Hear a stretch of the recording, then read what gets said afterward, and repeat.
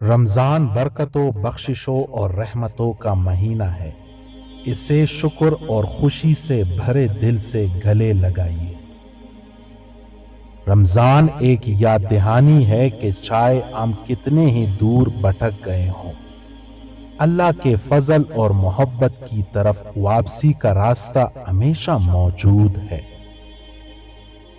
روزے کے ساتھ جو سکون ملتا ہے وہ آپ کی روح کے لیے سکون بخشش بام ہے، آپ کے دل اور دماغ کو سکون بخشتا ہے۔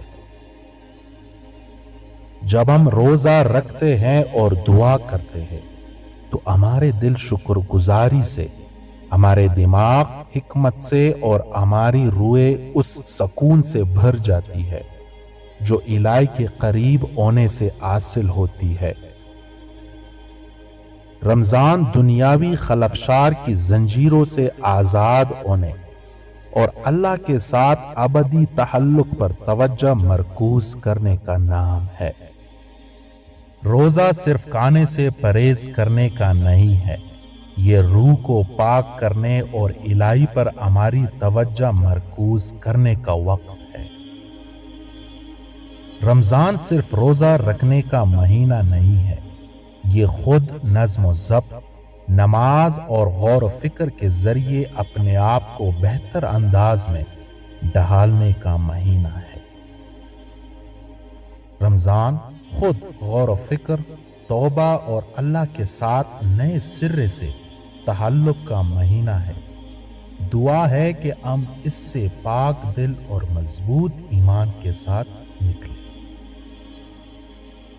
رمضان صرف خالی پیٹوں کے بارے میں نہیں ہے، یہ رحم، ہمدردی اور صدقہ کے اعمال کے ساتھ روح کو کھانا کھلانے کے بارے میں ہے۔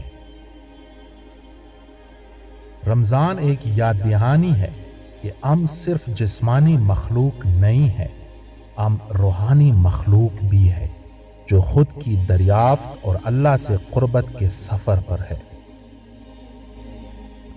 افطار کا دسترخوان شکر گزاری، عاجزی اور اتحاد کی علامت ہے۔ یہ ان انگنت نعمتوں کی یاد دہانی بھی ہو جن کو ہم اکثر قدر کی نگاہ سے دیکھتے ہیں۔ رمضان ایک مقدس سفر ہے جو ہمیں اپنی جسمانی حدود سے تجاوز کرنے اور اللہ کی لامحدود رحمت اور محبت کو گلے لگانے کی دعوت دیتا ہے۔ روزہ صرف ایک جسمانی نظم و ضبط نہیں ہے، یہ ایک روحانی مشق ہے جو ہماری قوت ارادی کو مضبوط کرتی ہے اور الہی کے ساتھ ہمارے تعلق کو مضبوط کرتی ہے۔ رمضان کی روشنی ہمارے دلوں اور دماغوں کو منور کرتی ہے، ہمیں نیکی اور روحانی ترقی کی راہ پر گامزن کرتی ہے۔ رمضان کا روزہ صرف کھانے پینے سے پرہیز کرنے کا نام نہیں ہے، یہ روح کی صفائی، دل کی صفائی اور روح کی تجدید ہے۔ قرآن کو اس مقدس مہینے میں آپ کا ساتھی بننے دے، اس کی آیات کے ذریعے آپ کی رہنمائی کرے اور مزید مکمل زندگی کی راہ روشن کرے۔